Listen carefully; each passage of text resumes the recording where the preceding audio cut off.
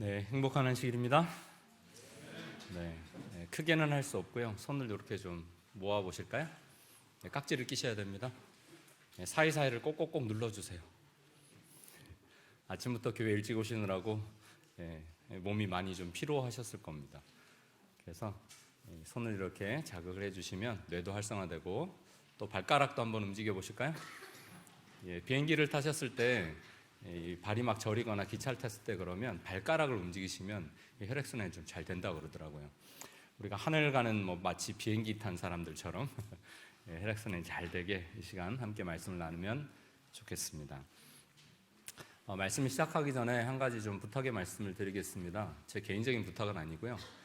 저희 교회도 어제 저녁에 공유를 했는데 내일까지 우리 이제 그 법 전문 대학원 안식일 토요 문제와 관련된 것들이 돌아오는 18일 목요일에 대법원 마지막 최종 심리를 남기고 있습니다. 그래서 내일까지 탄원서들이 최대한 많이 모여져야 합니다. 그래서 그거와 관련된 내용들은 재림마을에 또 예전에도 소개가 되곤 했는데요. 또 여기 많이 계시는 우리 산흥중앙교회 우리 성도님들께서도 이 탄원서를 좀 함께 작성해 주셔서 어떻게 보면 앞으로의 이 한국 재림교회의 역사에 있어서 굉장히 중요한 하나의 판단이 될 것이기 때문에 기도하는 마음으로 함께 좀 동참해 주시기를 다시 한번 호소드립니다. 오늘은 범사의 여호와를 인정하라라는 말씀의 제목을 가지고 함께 하나님 말씀을 묵상하고자 합니다. 먼저 잠언 3장 5절로 6절에 있는 말씀 우리가 교동문으로도 마지막에 함께 읽었는데요. 소리를 내어서 같이 한번 읽겠습니다. 시작. 너는 마음을 다하여 너는 범사의 그를 인정하라. 그리하면 내 길을 지도하시리라. 아멘. 여러분 참 익숙한 말씀이시죠? 네. 근데 제가 색깔을 두 군데다 칠해놨습니다. 왜 그럴까요? 인정하면 뭐 하신다? 지도하신다 이겁니다. 이 순서가 바뀌면 될까요? 안 될까요? 안 됩니다. 순서가 바뀌면 안 돼요. 무슨 말이냐면 하나님이 나를 인도하시는 거 보고 내가 그분을 인정하겠다 하면 될까요? 안 될까요? 안 된다는 거예요. 근데 우리는 때때로 그렇게 많이 해요. 그분을 인정하면 지도하십니다. 이건 관계에 대한 표현이에요. 내가 그분을 믿어야 따를 수 있습니다. 그분을 인정하면 그분께서 우리의 길을 지도해 주실 것입니다. 이 말씀 한 가지를 꽉 붙드시면 오늘 설교는 끝입니다. 그럼 언제까지 인도하실까요? 시편 48편에 이 하나님은 영영이 우리 하나님이시니 우리를 죽을 때까지 인도하시리로다. 이 원어로 더 깊이 읽어보면 죽을 때까지는 영원이라는 뜻입니다. 영원. 근데 여기서도 하나님과 우리 사이에 관계가 표현되어 있어요. 그분은 영영이 우리의 누구이시니 하나님이실 때 우리를 죽을 때까지 인도하실 것이다. 그렇게 약속해 주십니다. 감사하십니까? 네. 그거 확인하러 우리는 함께 성도가 모여서 이렇게 예배를 드리는 거예요. 당신의 삶에도 하나님이 그런 분이셨습니까? 나의 삶에도 하나님은 그런 분이셨습니다. 그렇게 고백하는 겁니다. 우리 찬양대의 아름다운 찬양을 인해서 감사합니다. 우리에게 누구밖에 없어요? 주님밖에 없다는 고백입니다. 백성을 인도하시는 하나님의 모습이 가장 극적으로 드러난 장면은 성경의 많은 장면들 중에서 특별히 출애굽기에 많이 나오는 것 같습니다. 다 함께 출애굽기 13장 20절부터 22절에 있는 말씀을 보시면 좋겠는데요. 성경을 좀 미리 펼쳐놔 주시면 좋겠습니다. 출애굽기 13장 20절부터 22절입니다.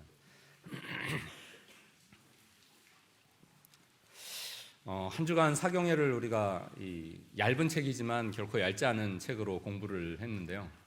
우리 마음 가운데 어떤 기별이 또 새겨지고 또 실천되고 경험되고 결심될지 또 기대가 되는 이 한 해입니다. 제가 말씀을 묵상하다가 이렇게 한번 끄적여 봤어요.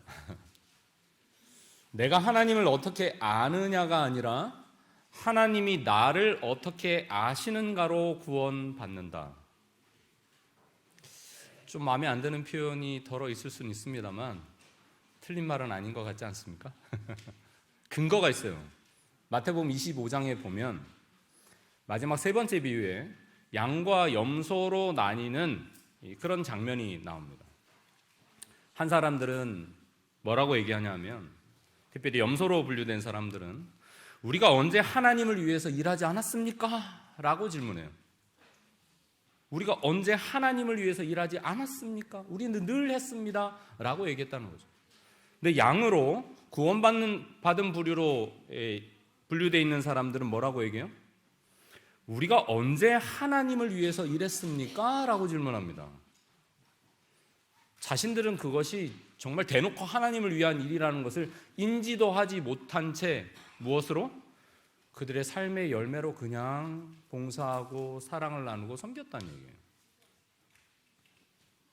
결정적으로요, 그들의 이런 모습 가운데 하나님께서는 영멸과 영생의 갈림길이 갈린다는 사실을 마지막 46절에서 선언하셨습니다.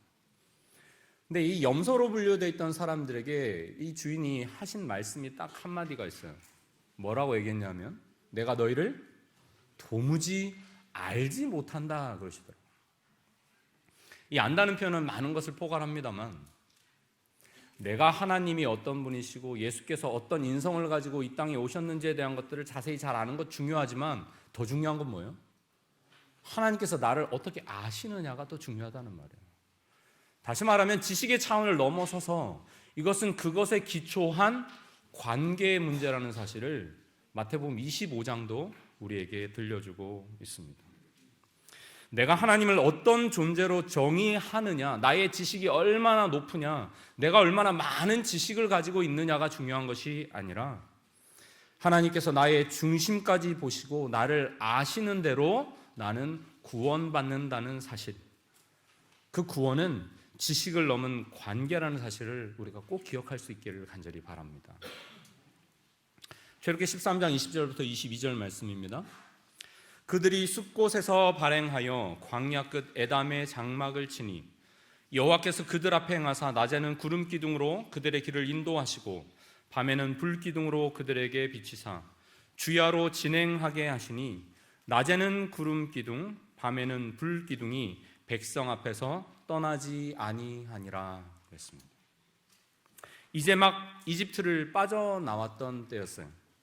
그들 뒤에는 사막이 있고 앞에는 홍해가 가로막고 있습니다.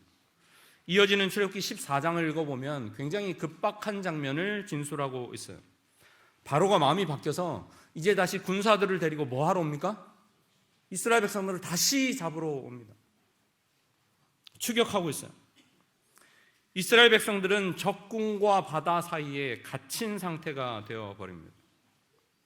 이집트에 그냥 있을 때는 거의 노예 수준이기는 했지만 그래도 최소한 안전하다는 느낌을 가질 수 있었어요. 근데 하나님의 구원에 의해서 광야로 나오니까 여기저기서 난리가 납니다. 잡으러 오고요, 길은 다 막히고요, 어디로 가야 할지 알 수가 없어요. 하나님께서 이런 백성들을 위하여 눈으로 똑똑히 볼 수 있도록 움직이는 기둥을 그들에게 보내주십니다. 그게 바로 이 성경절이 우리에게 묘사하는 구름 기둥과 불 기둥의 이야기예요. 퀴즈를 하나 내겠습니다. 다음 세 가지의 공통적인 목적은 무엇일까요? 1번, 모세 앞에서 가시덤불 속에 하나님의 영광이 불꽃으로 임한 것, 출애굽기 3장에. 2번, 광야의 이스라엘 백성을 불 구름 기둥으로 인도하신 것.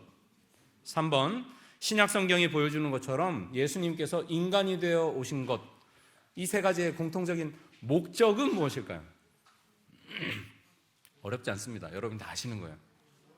네. 구원과요? 또요? 방금 말씀드렸는데 시대의 소망은 이렇게 이야기하고 있어요. 유약한 인간이 뭐 할 수 있도록? 하나님을 볼 수 있도록 고안된 것이다 라고 설명합니다.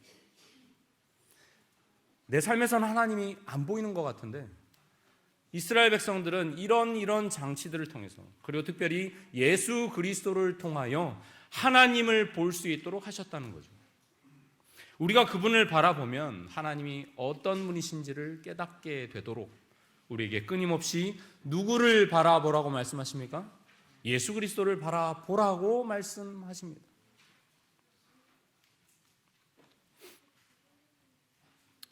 이스라엘 백성들의 역사를 보면 이 광야길, 구원받았다고는 하지만 이 광야길에서 참 많은 우여곡절을 겪습니다. 특별히 하나님을 볼 수 있도록 임재한 불기둥과 구름기둥을 보면서도 그들은 서로 다투고 심지어 하나님에 대하여 의심하고 또 서로 질투하고 증오하는 여러 역사들을 보여줘요. 그래서 부자선지자 428쪽은 그분의 이 모든 사랑의 증거에도 불구하고 백성들이 계속 뭐 한다면?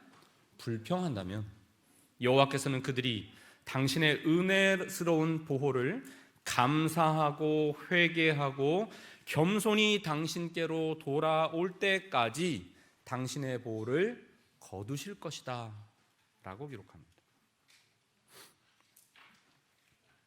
성경 민수기 9장에 보면요, 이 움직이는 기둥의 모습을 굉장히 구체적으로 진술하고 있습니다. 민수기 9장입니다. 제가 좀 빠르게 읽겠습니다.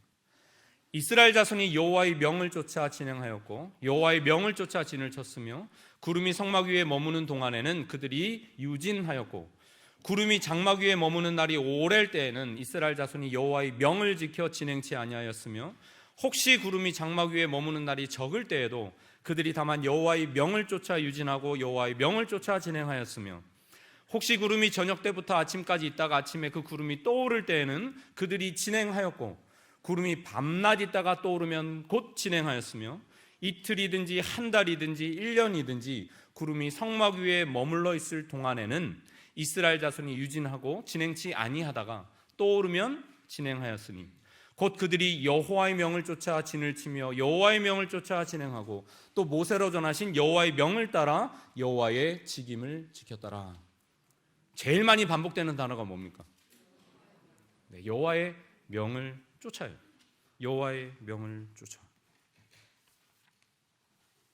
순종할 때 그들은 놀라운 기적을 경험할 수 있었다고 말씀합니다.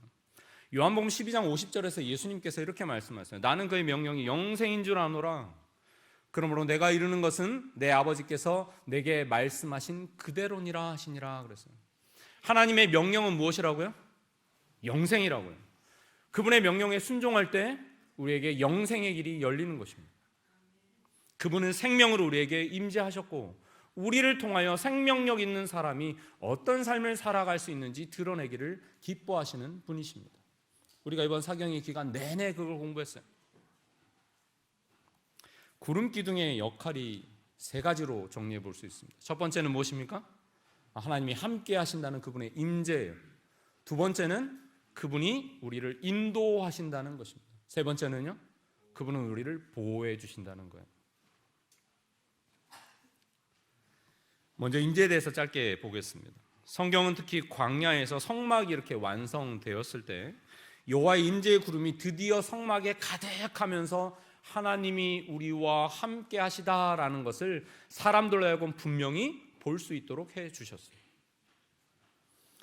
그 영광이 얼마나 놀라웠는지 하나님의 얼굴을 대면해서 보았다고 기록된 모세조차도 그 성막에 들어가지 못했다고 기록되어 있습니다. 사실상 성소조차도 하나님의 임재가 사라진다면 아무런 의미가 없는 것임을 우리는 잘 알죠. 구름은 하나님께서 함께 하신다는 것을 볼 수 있도록 도와주는 증거물이었습니다.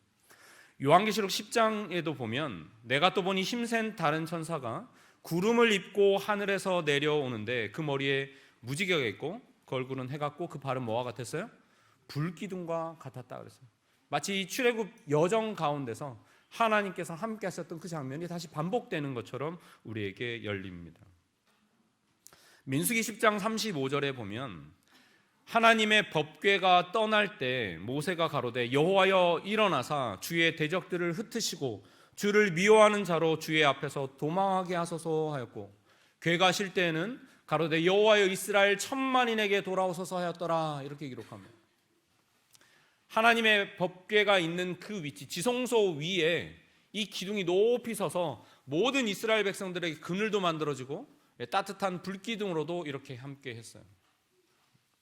그래서 여호와의 궤가 움직이는 것에 따라서 이 기둥도 함께 움직이는 것이었습니다. 다시 얘기하면 이 법궤 위에 있던 하나님의 임재의 영광의 표시로서 이 기둥은 함께 움직이는 것이었다는 거죠.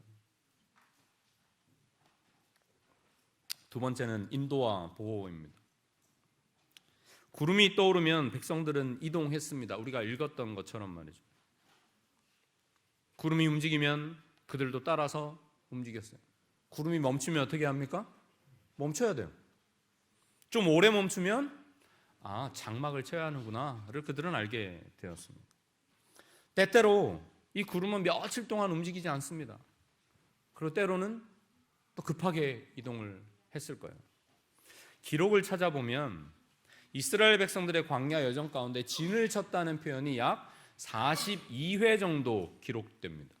발견돼요. 근데 광야 몇 년 정도 지냈죠?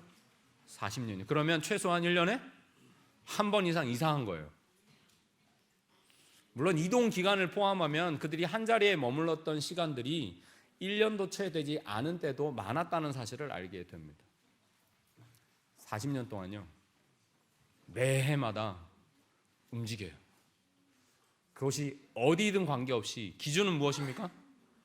불기둥과 구름기둥이 그들을 어떻게 인도하는지를 보는 거예요. 사실 이 기둥은 두 가지가 아니라요. 낮에는 불을 품고 있는 구름을 보는 것이고 밤에는 그 속에 있는 불이 나와서 따뜻하게 해주는 것입니다. 그런 하나님의 임재를 보는 것입니다. 두 번째는 그들은 무조건적인 순종을 배워야만 했습니다. 그들의 의지와 그들이 취했던 모든 계획을 따라서 움직이는 것이 아니라 하나님께서 움직이시면 그들도 어떻게 해요? 움직이고 하나님이 멈추시면 그들도 멈추는 훈련을 끊임없이 한 것이죠. 무조건적인 순종을 그들은 하나님의 인도와 보호의 손길 안에서 배우게 되었습니다. 성경에는 이 출애굽한 이스라엘 백성들뿐만 아니라 수많은 사람들이 그런 경험을 살아왔음을 우리에게 자세하게 보여줍니다. 비가 한 번 오지 않았던 시대의 노아는 홍수를 대비하기 위해서 방주를 지었어요. 그것도 어디에다가요? 산꼭대기에다가.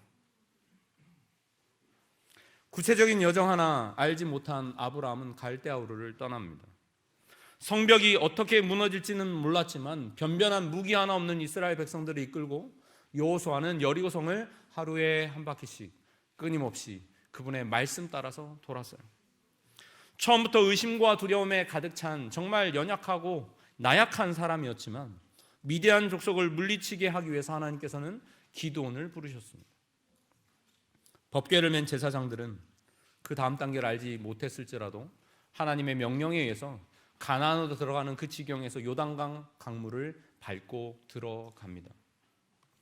어떤 일들이 기다리고 있을지 그게 무슨 의미인지 온전히 알지 못한 채 모세는 이집트에서 이 백성들을 끌고 나왔어요. 그것도 말 잘 듣는 백성입니까? 투덜투덜하는 백성입니까? 40년 동안 광야를 떠돈다는 게 어떤 것인지 한번 상상해 보면 좋겠습니다. 저기서 그들은 무엇을 느끼고 무엇을 경험하였을까? 그들이 오로지 바라볼 수 있는 것으로 존재했던 하나님의 임재의 영광을 그들은 어떻게 인식하면서 살아갔을까? 한번 생각해 보게 돼요.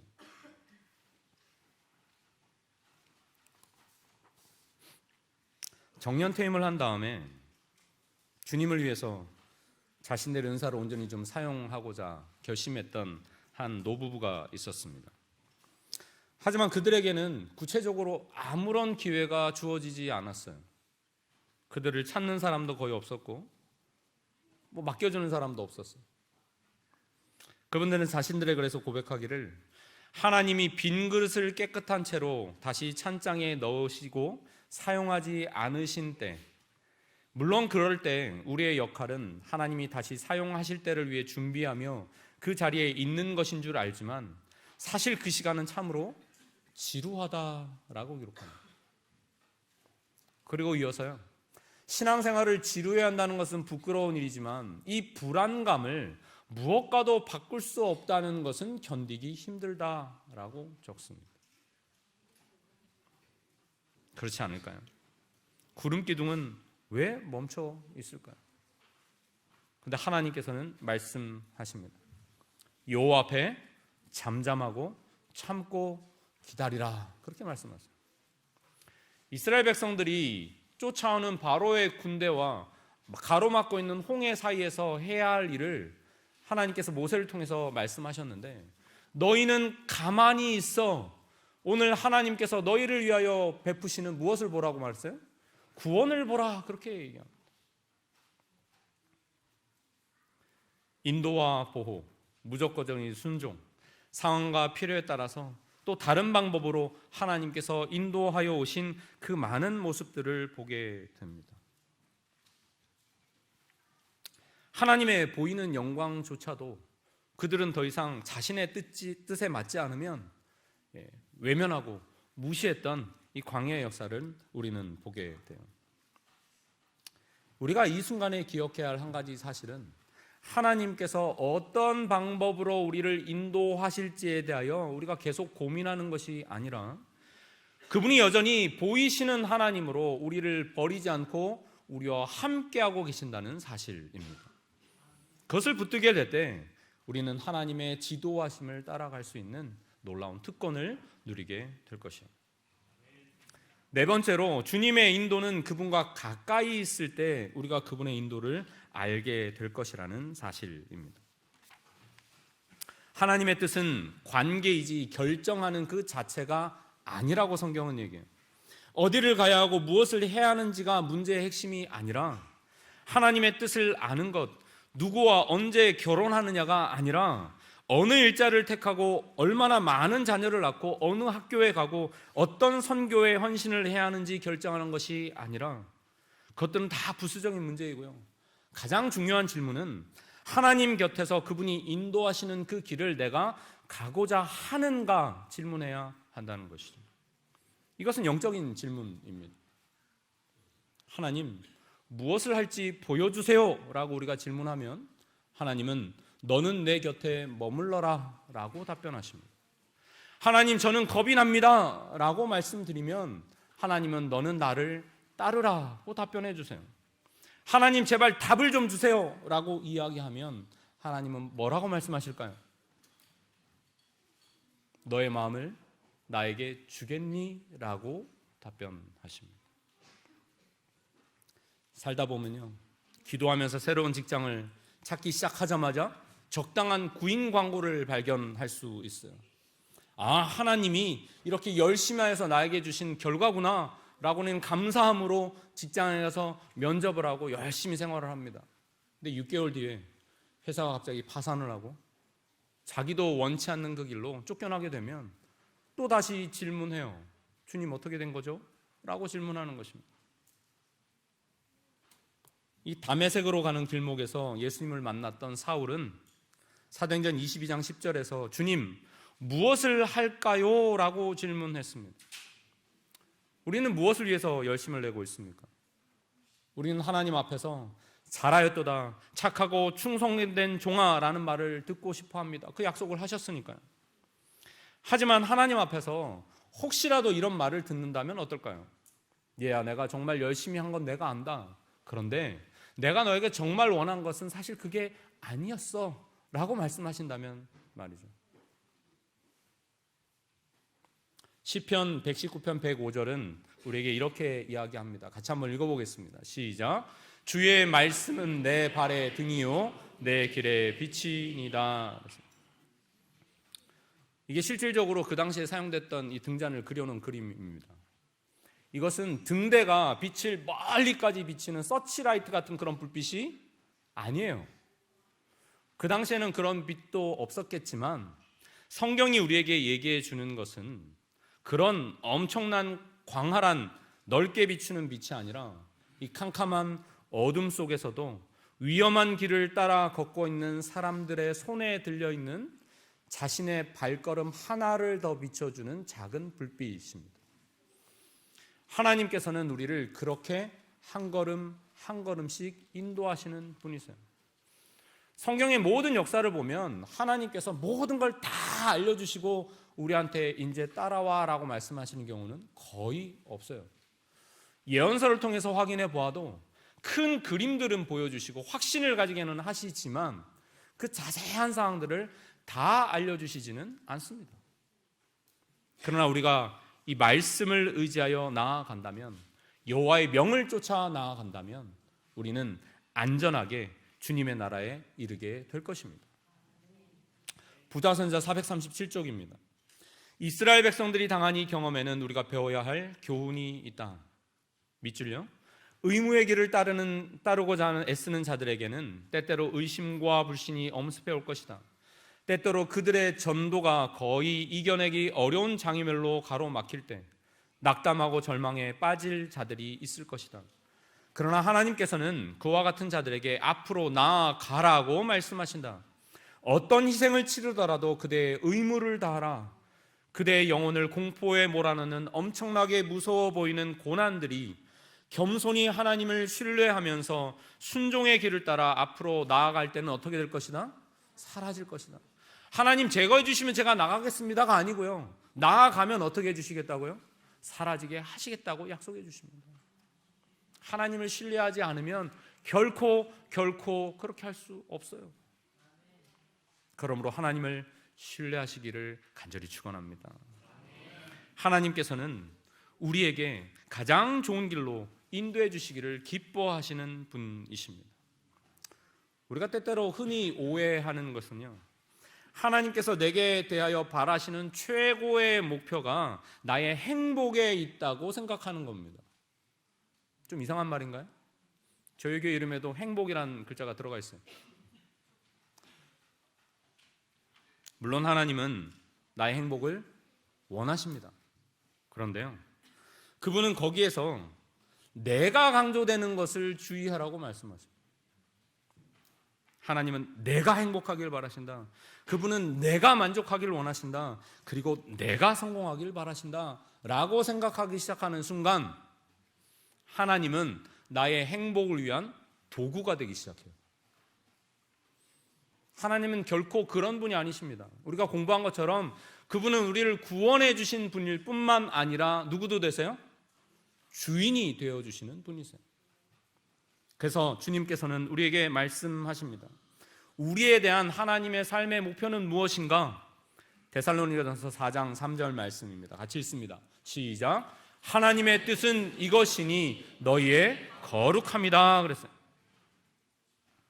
우리가 거룩하게 사는 것, 좀 더 정확하게 얘기하면 우리가 거룩하여서 살 수 있는 것을 하나님은 원하십니다. 하나님과 함께하는 것이 우리에게 중요한 영생이기 때문에 그분과 함께할 때 우리는 거룩하게 되고, 그래서 우리는 살 수 있게 된다는 말이죠. 유능했던 미국의 한 중년의 신사에게 위기가 닥쳤어요. 몇 년간 행복한 결혼 생활에서 아주 엄청난 하나의 사건이 발생합니다. 그것은 그의 사랑하는 아내가 알츠하이머병에 걸린 거예요. 이 알츠하이머병은 이 소위 치매라고 하는 증상의 대표적인 하나의 원인이 된다고 알려져 있습니다. 모든 운동 기능이나 기억력 여러 가지 것들이 다 망가지는 그런 질병이죠. 지극정성으로 간호했지만 호전되지 않았고 결국 같은 질병에 걸린 환자들을 이렇게 모시고 있는 요양소로 보낼 수밖에 없었습니다. 자신을 알아보지 못해요. 총명하고 밝던 그 모습을 이 남편은 더 이상 볼 수가 없었습니다. 무슨 말인지 알아듣지 못하는 말을 끊임없이 내뱉는 이 아내를 보면서 정말 침통하기 그지 없었습니다.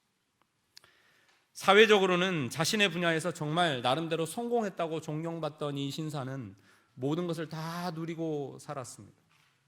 그 정도 되면 일반 사람들이 하는 것처럼 이제 사랑하는 아내에게 넉넉한 돈을 주어서 요양사에 맡겨놓고 좀 새 출발을 하는 게 어떻겠냐는 그런 많은 권고도 들었습니다.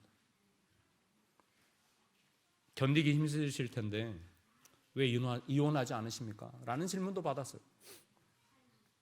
그러자 그는 이렇게 답변합니다. 그것은 간단합니다.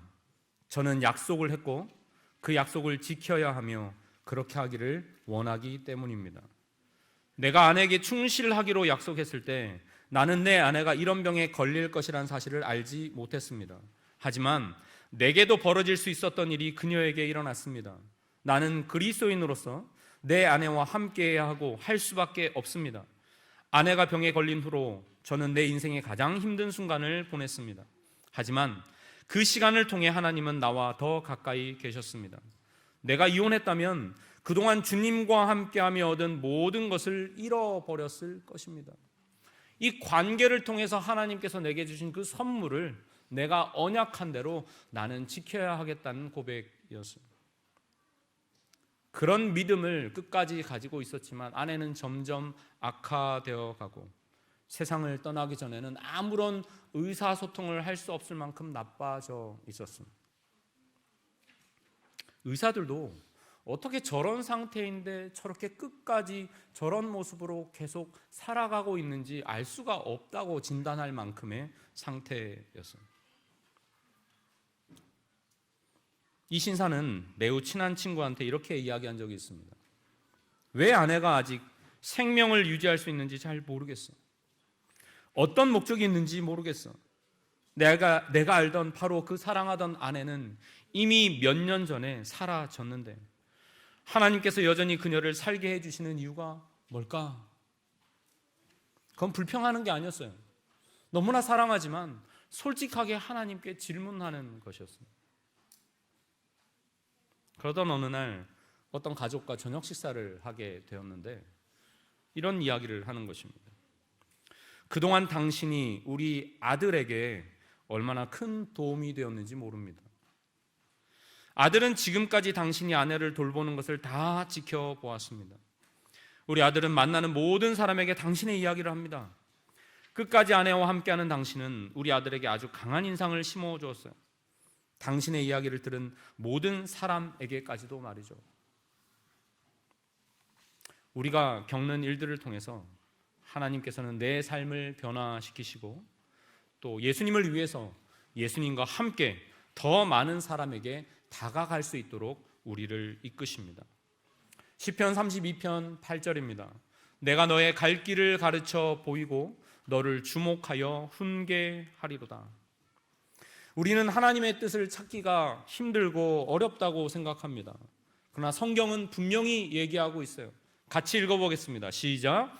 사람이 하나님의 뜻을 행하려 하면 이 교훈이 하나님께로서 왔는지 내가 스스로 말함인지 알리라. 아멘. 좀 주목해 보시기 바랍니다. 사람이 하나님의 뜻을 알려면이라고 되어 있습니까? 행하려 하면이라고 되어 있습니까? 행하려 하면이에요. 주님 일단 보여주세요. 그러면 할지 안 할지는 제가 결정할게요 라고 말해서는 안 된다고 이야기하는 거예요. 오히려 그렇게 하는 것은 하나님을 시험하는 일이 됩니다. 하나님의 뜻을 우리가 행하려 한다면 결국 행하게 되겠지만 우리가 단지 알기만 하려 간을 본다면 그것조차도 알 수가 없게 될 거라고 말씀하십니다. 그것은 단순히 지식으로 하는 것이 아니라 하나님과의 관계를 통해서 알 수 있는 것이기 때문에 그래요. 잠언 3장 5절로 6절 말씀으로 돌아갑니다. 말씀을 정리하면서 하나님께서 우리가 그분을 뭐하면 인정하면 우리의 길을 지도해 주시겠다고 약속해 주셨어요. 우리가 결코 이 순서를 바꾸지 않게 되기를 간절히 바랍니다. 그러나 모세는 자기의 시선을 구름 기둥에 고착시키고 하나님의 임재의 증거가 아직도 저희와 함께 하신다는 사상으로 백성들을 격려하였다. 그와 동시에 모세는 전쟁을 위하여 인간의 힘으로 준비할 수 있는 일을 다 하도록 백성들에게 명하였다. 우리가 함께 읽었던 잠언 3장 5절 6절을 현대어 성경으로 읽어보면 이렇게 기록되어 있어요. 얘야, 너는 또 온 마음을 다 기울여 여호와를 의지하여라. 너의 잔꾀를 뭐처럼 생각하지 말라? 하나님처럼 생각하지 마 라고 이야기하고 있습니다. 믿음은 이후에 돌아봐야만 이해할 수 있는 것을 그 일들이 일어나기도 전에 믿는 것이다 라고 필립 얀시는 이야기했습니다. 우리는 공식을 원하지만 하나님은 무엇을 원하십니까? 관계를 원하세요. 하나님은 당신이 무엇을 하는가 보다 당신이 어떤 사람인가에 훨씬 더 많은 관심을 두십니다. 도덕적인 얘기가 아니에요. 우리와 하나님의 관계에 대한 이야기입니다. 그러므로 그대는 믿음으로 그리스도의 것이 되었고 그대는 믿음으로 그분 안에 성장할 수 있다. 믿음은 주고 받음을 요구한다. 관계를 요구한다는 것입니다. 주님께 모든 것, 그대의 마음과 그대의 정신과 그대의 일을 다 바치라. 그리고 그대는 모든 것을 또한 취하라.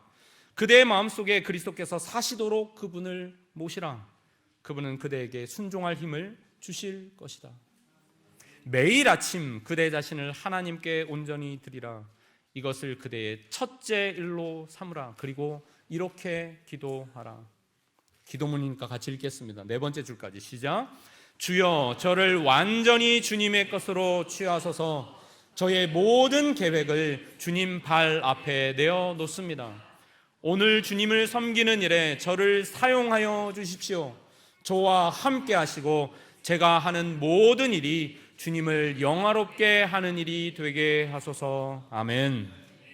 그대의 희망은 그대 자신 안에 있지 않고 그리스도 안에 있다. 그대의 연약함은 그분의 능력에 연결된다. 그대의 부족한 이해력은 그분의 지혜와 연합된다. 그러므로 그대는 자신을 바라보거나 자신의 감정에 대해 생각하지 말아야 한다. 누구를 바라보라고요? 그리스도를 바라보라. 그분의 사랑과 그분의 완전한 품성의 아름다움을 생각해 보라.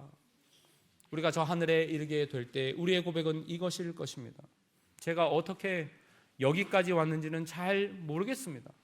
하지만 한 가지 분명한 것은 주님께서 그 길을 인도하셨다는 사실입니다. 주님 이제 구름과 무지개로 둘러싸인 하나님의 보좌를 우리가 바라보게 해 주십시오. 나를 바라보라고, 나를 보고 살라고 하시는 예수님의 음성을 듣게 해 주십시오. 주님을 더욱 알아가면서 여호와의 이름만 들어도 진실된 기쁨이 넘치는 우리가 되게 해 주십시오. 이것이 저와 우리 모두의 기도가 되기를 간절히 축원하며 말씀을 드리겠습니다.